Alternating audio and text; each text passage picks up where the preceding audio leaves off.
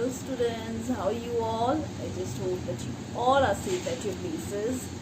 Now students, you have seen your results and you all have an idea of how you have performed in the examination. So be regular with your studies now and complete your pending assignments also, okay? Now students, let's continue chapter number 5, respiratory system, okay? Earlier I told you about the mechanism of breathing. So now we'll be comparing respiration and breathing. So what are the differences between respiration and breathing? Respiration, it is a complex biochemical reaction.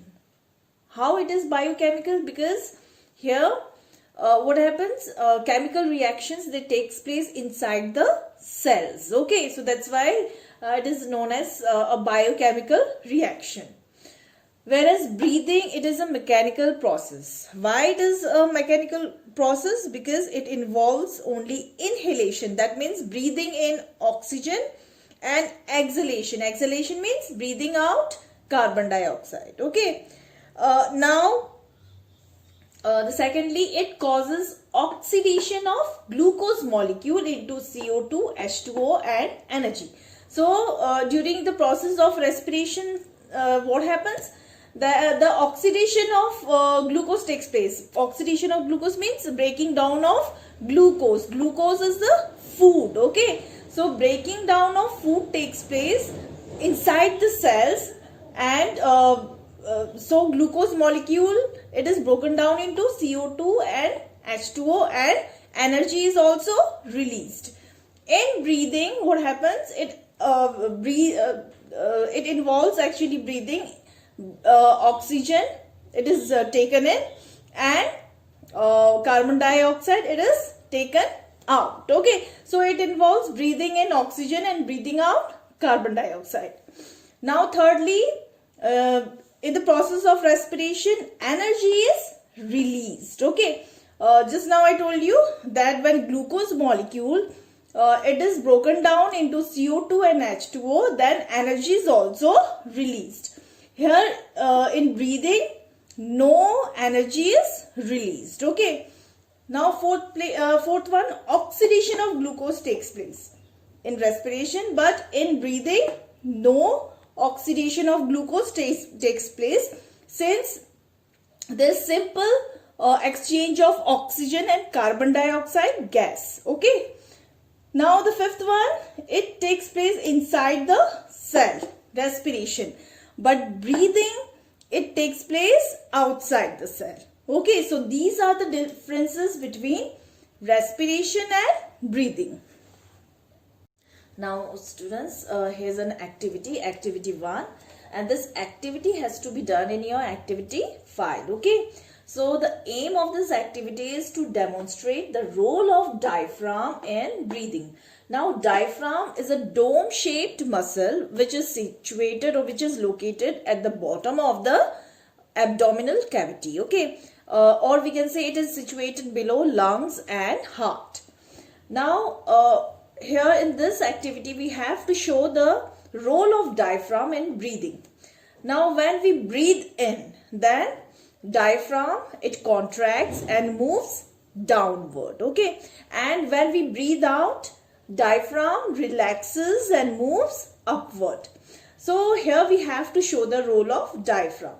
So materials required are a rubber sheet, then a bell jar. Bell jar is a jar which is shaped like a bell and it doesn't have a base.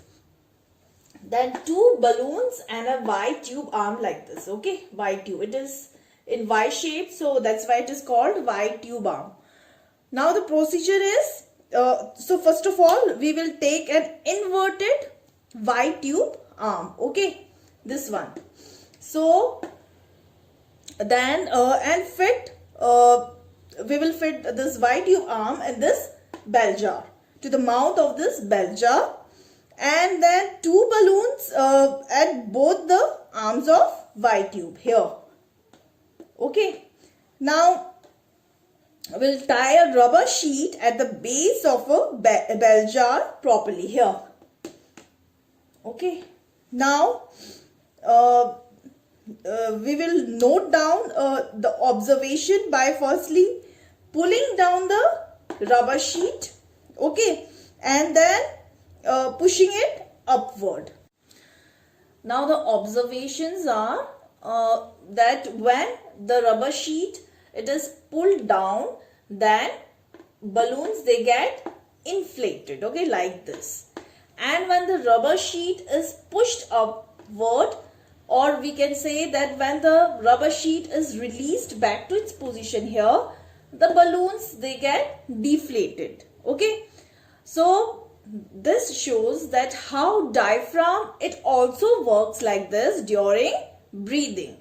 So the rubber sheets they actually act as a diaphragm here. So when the diaphragm contracts and goes downward like this, then the lungs they get expand, okay, or we can say the more air gets filled in inside the lungs and the lungs expand. And when the diaphragm relaxes or goes upward, then lungs or we can say the lungs get smaller and air is pushed out from the lungs.